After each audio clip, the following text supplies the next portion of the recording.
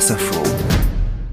Bonjour Claude Sérillon. Bonjour. Vous êtes journaliste de la presse écrite d'abord, de la télé ensuite, puis de nouveau de l'écrit tout court. Homme avant tout curieux et fin observateur de l'actualité, vous venez de publier Journal 2020 aux éditions 100 000 milliards. C'est un journal ouvert, une invitation personnelle à nous parler, nous écouter, renouveler la vigilance que vous appelez indispensable à toute appréciation de l'actualité. Ça se mûrit l'information, Claude Sérillon? Ça se mûrit, c'est d'autant plus que on est quand même dans des années où ça va très très vite. Donc ça n'a pas tant de mûrir, quelquefois même c'est très vert. Donc j'ai profité de cette année et je continue d'en profiter pour essayer d'écrire les impressions. Ce sont des impressions, ce sont des sentiments, c'est du subjectif, c'est ce que l'actualité m'oblige à avoir dans la tête et à y réfléchir. Oui, ça se mûrit, oui. On sent que ça vous a changé. Sans doute, mais c'est aussi un mûrissement lent depuis quelques années. Le parcours à la télé, les autres choses que j'ai pu faire. Maintenant, c'est vrai que j'alterne entre Paris et le Sud, que je rencontre des gens très différents. Je suis passionné par l'écriture et par la lecture en même temps. D'ailleurs, très souvent dans le livre, je cherche la signification des mots, j'essaie de les décortiquer. Vous parlez souvent du dictionnaire d'ailleurs, de l'apport du dictionnaire et de son importance. Je suis un peu insomniaque,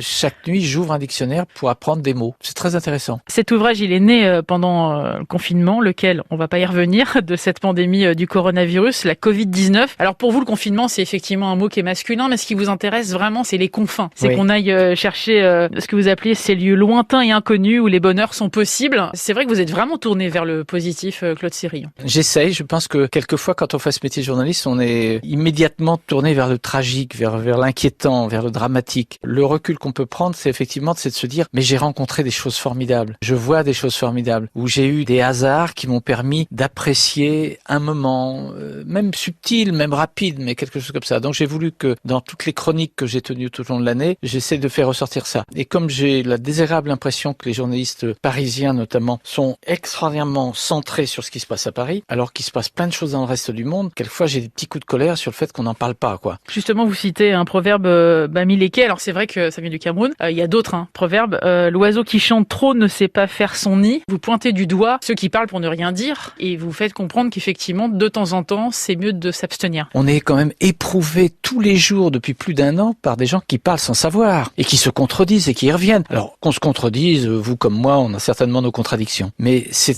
quelque chose d'insupportable parce que ça accroît l'angoisse, ça accroît le soupçon, ça accroît cette espèce de doute que l'on met sur tout. Essayons de faire attention à cette générosité permanente des faits qui nous racontent quelque chose sur nous-mêmes d'ailleurs. Est-ce que vous êtes inquiet par rapport à l'évolution de l'actualité, en tout cas de son traitement? C'est une interrogation sur... alors je ne vais pas donner de leçons moi, mais je pense que notre métier de journaliste est absolument indispensable à l'exercice d'une démocratie et que je cherche en vain une ligne éthique aujourd'hui au journalisme qui est largement débordée par les rumeurs, par les polémistes, par des gens qui s'improvisent sachants et qui disent tout et n'importe quoi tout le temps et qui se disent journalistes. Je trouve que c'est plutôt inquiétant pour notre métier. Est-ce que vous êtes devenu justement journaliste parce que vous êtes d'abord un homme de conviction? Vous avez fait des études de lettres et pendant que vous étiez étudiant, vous avez déjà commencé à travailler pour Presse Océan? Pour Presse Océan. Je faisais les chiens écraser les faits divers. J'ai eu une chance formidable parce que c'était une rédaction de gens intelligents qui m'ont beaucoup aidé à... Moi, j'ai appris ce métier sur le tas, à rédiger des faits divers. Vous savez, rédiger on a volé cette nuit ou il y a eu un accident. Bon, je sais bien, c'est pas glorieux, mais ça m'a beaucoup appris sur la rigueur qu'il faut avoir. Bon, je pense que je suis venu, c'est l'actualité qui m'a intéressé, j'avais envie de savoir. J'étais curieux de ce qui se passait, quoi. J'y vais à Nantes, je suis arrivé à Paris qu'après. Le hasard, la chance, le travail ont fait que,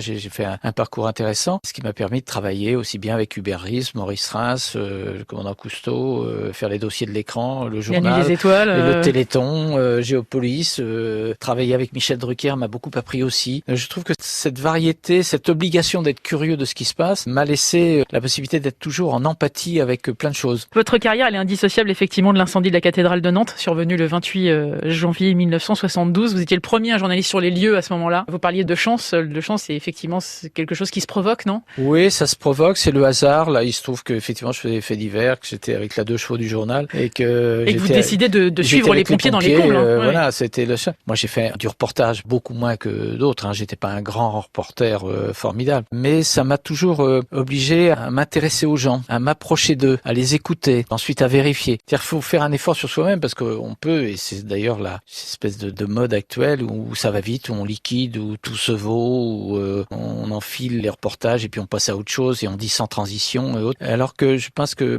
faut savoir s'arrêter de temps en temps. Vous allez intégrer l'ORTF Île-de-France en 73, vous arrivez à Antenne 2 en 75. Vous vous rappelez de ce moment-là? C'était une chaîne qui était, on était des petits, tout petits, face à TF1, mais là aussi j'ai beaucoup appris, j'ai beaucoup grandi, je crois, dans ma manière de faire ce métier. C'était des moments d'extrême liberté qu'on poussait, qu'il a fallu conquérir. Il a fait se battre parce que c'est jamais acquis, avec des hauts et des bas. Bon, voilà, j'assume très bien, puis je me dis que tout ça, ce sont des péripéties. Mais oui, je fais partie de cette génération qui a été assez privilégiée parce que c'était pas très compliqué de trouver du travail. Et puis on avait moult possibilités. On allait faire le journal télévisé un peu partout dans le monde. On regardait pas à savoir si on pouvait faire plus cher, moins cher. On y allait. On était là un service public qui voulait être différent de TF1, notamment privatisé après, quoi. Mais j'ai eu la chance d'être toujours dans le service public.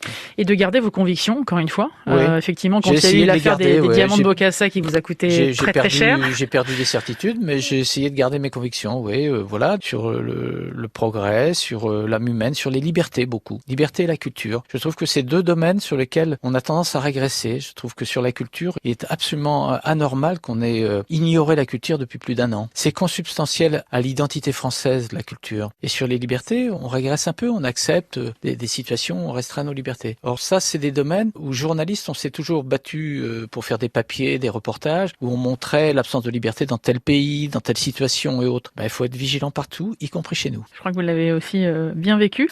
À un moment donné, vous êtes parti à TF1 et vous avez été très nostalgique. On sent que vous êtes vraiment touché et j'ai l'impression que le service public fait partie de votre ADN, Claude Sérillon. Oui, mais j'étais à TF1, service public. Oui. C'était Hervé Bourges qui était le président et Jean Lanzy qui était le directeur. Donc ils m'ont demandé de venir, j'ai fait le 20h, puis ensuite Jean Drucker m'a demandé de revenir sur la 2. Moi, j'ai très attaché, je pense que le service public, alors j'en parle plus aisément ici d'ailleurs, mais je pense que il faut sanctuariser la capacité qu'a le service public économiquement à offrir quelque chose de différent de ce qui se passe. Moi, j'ai aucun mépris pour ce qui se passe dans les chaînes privées, entendez bien là, mais je pense que un service public d'information doit être forcément différent. Et quelquefois, je regrette que les journaux de service public télévisés ressemblent beaucoup trop aux journaux télévisés privés. Je pense que c'est bien qu'il y ait les deux, voilà, mais il faut différencier. Ce qui vous heurte, d'ailleurs, vous le traitez, tout ça vous le traitez dans votre livre indirectement, c'est le sensationnalisme, c'est ce côté d'aller rajouter du plomb là où il y en a déjà. On sent que ça vous tient à cœur et que ça vous énerve profondément. Ça a été insufflé petit à petit dans les esprits, une sorte de volonté marketing, de faire du sensationnel, d'être celui qui criera le plus fort. On voit bien les polémistes, plus c'est fort, plus c'est criard, plus c'est gueulard, plus c'est extrême, plus ils font d'audience. C'est un vrai malheur quand même, parce que il y a aucune raison, il y a aucun travail de réflexion, d'écoute de l'autre. C'est très important de savoir se dire, tiens, peut-être que j'avais un jugement comme ça, mais c'est pas aussi précis que ça. Là, on s'emporte sur n'importe quoi. Alors c'est vrai que l'atermoiement, officiel sur le Covid depuis le début, entre les masques, les tests, les vaccins, prête à quelquefois à sourire et à toutes les interprétations, mais on doit aussi, nous, dans notre métier de journaliste, là alors c'est un livre d'écrivain plutôt que de journaliste, mais dans le métier de journaliste, il faut être, je crois justement, se garder de ça, faire attention, vérifier, prendre une sorte de relais, dire attendez, on peut aussi penser ça, faites attention à ce que vous dites. Et puis très souvent on est démenti par le lendemain alors. C'est quoi un bon journaliste pour vous, Claude Sérillon? Parce que on parlait de conviction, il y a eu l'affaire des diamants de Bokassa, il y a eu ce préfet de police, vous avez été jusqu'au bout de votre démarche. C'est quoi un bon journaliste? À propos de Malik Oussekine. Oui, ça vous a coûté très très cher et vous avez toujours su garder le cap. Oui, c'était violent quelquefois, mais voilà, j'ai la possibilité de rebondir, de continuer, donc je suis évidemment pas me plaindre. Je sais pas, j'ai pas de définition vraiment. Je pense qu'il faut être dans une rigueur intellectuelle forte. Ça oblige personnellement à vérifier, à se poser des questions ce soir. Faudrait aussi qu'on se dise quand on est journaliste que la question est moins importante que la réponse et que c'est pas parce qu'on a un journaliste vedette ou connu ou polémiste renommé dans l'immédiat qu'on doit être plus important que celui qui est venu sur votre plateau. Moi, je crois à l'éthique, je crois à une sorte de, de colonne vertébrale qu'on doit avoir dans ce métier parce que sinon on se laisse assez vite emporter par des castings, par des gens qui vous disent ça plaît pas au public, donc t'en fais plus, tu vas faire autre chose. Vous qui avez présenté le journal de 20h pendant des années, est-ce que par moment vous avez perdu pied, Claude Sérillon, quand vous dites effectivement quand on a une certaine forme de notoriété notoriété. Comment on se protège? Il faudrait vous demander à mon entourage. Je pense qu'il y a eu forcément des moments où j'ai dû un peu me prendre pour ce que j'étais en train de faire. Mais parce que c'est la grand-messe, je pense le aussi que journal j'ai eu un entourage à la fois personnel, familial, amical, qui me bordait. Si des fois, voilà, on a été, vous vous rendez compte, c'était l'époque où il n'y avait pas, bon, il y a eu des chaînes privées à partir de 87, mais la première époque, il y avait réellement 2 grands journaux, quoi. Donc, on était à la fois des petits rois, c'était très important, voilà. Mais c'était pas cette espèce de fatras général d'aujourd'hui avec les réseaux sociaux. Donc, ça doit être beaucoup plus compliqué aussi pour les journalistes d'y résister aujourd'hui, parce qu'ils ont des notoriétés ultra rapides qui disparaissent aussi vite. On retient pas les noms d'ailleurs, puis on passe à autre chose. De toute façon, c'est celui qui gueule le plus fort qui remplace le précédent. Enfin, cela dit, vous avez gardé ça en vous, quand même. Ouais. Passionné par votre métier, oui, Claude moi Sérillon, je reste depuis tout petit ou pas? Non, j'avais 18 ans, voilà, c'était en 68, j'ai vu ça comme ça m'intéressait, j'ai intéressé par l'actualité. Puis je le reste, même si maintenant j'écris des livres de poèmes, de tout un tas de choses différentes. Des recueils, donc je suis plutôt dans l'écriture, mais je reste attentif à ce qui s'écrit, à ce qui se dit, à ce qui se publie, parce que je trouve que le cours de la pensée, justement, dans toutes les situations du monde, moi je suis très intéressé par tout ce qui se passe un peu partout dans le monde. Il y a des choses nouvelles, il y a des tendances, alors on peut être pour, on peut être contre, on peut être révolté, mais voilà, c'est la marche du monde. Fier du parcours que vous avez déjà effectué? Je suis fier de plusieurs choses que j'ai pu faire. Je suis fier d'avoir participé à la création du Téléthon. Je suis fier d'avoir fait Géopolis, par exemple, une émission de géopolitique pendant longtemps. Voilà, puis le reste, des petites fiertés de rencontres comme ça, mais pour le reste, restons modestes. On n'a pas parlé de vos parents, je voudrais juste savoir ce qu'ils vous ont transmis, Claude Sérillon, parce que finalement, on connaît rien de votre enfance. Mes parents, ils m'ont transmis, j'espère, une grande part d'intelligence, c'est-à-dire d'être très attentif aux autres et de regarder ce qui se passe, pas se mettre en avant trop. Voilà, c'était des gens qui sont plus de ce monde, mais qui étaient une belle intelligence et ils m'ont cadré, ils m'ont mis une colonne vertébrale, quoi. Je voudrais qu'on parle aussi de votre passage à l'Élysée, effectivement, aux côtés de François Hollande. Ça vous a marqué aussi, ça vous a changé? Ça, c'était un tout autre exercice quand même de gérer ça communication. m'a changé, oui. Je suis allé à la fois par amitié, une fidélité à François Hollande et puis vous l'avez souvenu pendant sa campagne d'ailleurs. Par conviction. Avant, Voilà, j'avais aucune contrainte, donc je voulais. En fait, c'est la curiosité qui l'a emporté. Je voulais aller voir ce que c'était de l'intérieur. Je pense globalement qu'on n'est pas fait pour ça. C'est-à-dire que quand on est journaliste, on est un peu saltimbanque, on n'est pas fait pour ça. Et on est vite balayé par le milieu de hauts fonctionnaires, de technocrates, de gens formidables, très brillants comme ça. Donc j'ai beaucoup appris. Ça a été violent, difficile. C'était pas ma place, honnêtement. Je l'ai fait encore une fois par amitié. Je suis parti le plus discrètement possible. Je suis sorti avec plus de mansuétude pour le monde politique que pour le monde médiatique. Parce que j'ai vu le comportement d'un certain nombre de nos confrères et franchement, c'était un peu n'importe quoi. Ouais, on sent que ça a été une trace en tout cas pour vous. Oui, mais ça a été violent. Moi, toutes les semaines, je lisais des trucs sur moi dans la presse, même si c'était pas vrai, même si j'avais pas participé du tout au truc, mais on m'en a raconté des tas de trucs. Voilà, mais c'était le jeu.